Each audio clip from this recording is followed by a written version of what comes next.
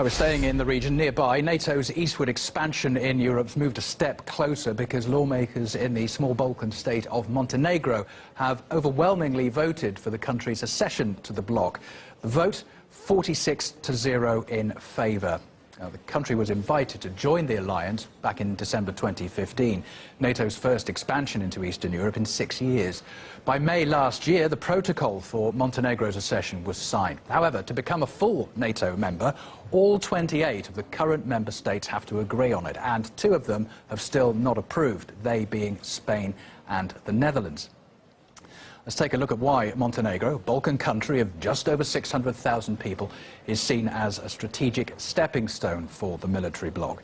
With a small army of only 2,000 troops and a dozen helicopters, it's thought it'll provide complete control of the Adriatic Sea. The other Adriatic nations, of course, being around Albania, Croatia and Italy, which are already a part of NATO. Right, live now to Marko Milacic, who's a representative of the movement. No, we're not going to that. I do apologise. Maybe we'll talk to him a little bit later. Maybe we'll find out what we're going to next.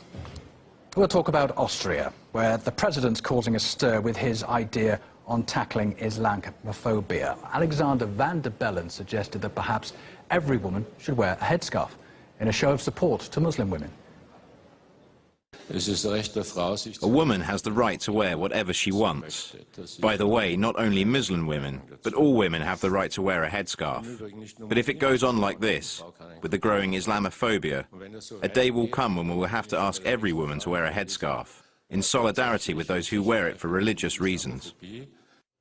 We got some reaction to this from Middle East commentator Catherine Shakdam and Tony Bugle, who's from the campaign group Mothers Against Radical Islam and Sharia. It kind of bothers me that we go either, on the liberal way and saying that everything has to come off, or to actually go to the other extreme and actually ask people who do not share in the Islamic faith to wear it in solidarity. In solidarity of what?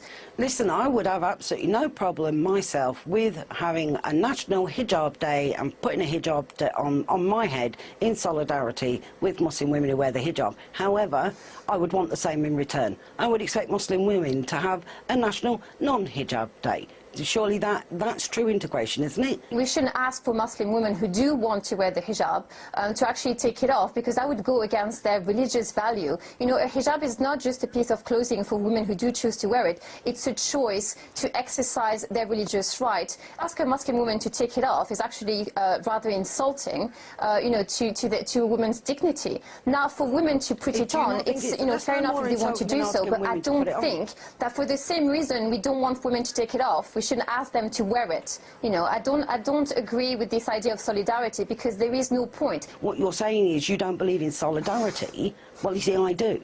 I do believe in solidarity, and if we are going to I don't believe that it's an expression of solidarity to ask women to wear their headscarf. There's a difference. Why is it turning into such a debacle when really it's no different to not wanting people to wear, say, for example, a balaclava or a baseball cap, or not being able to buy your fuel without taking your crash helmet off?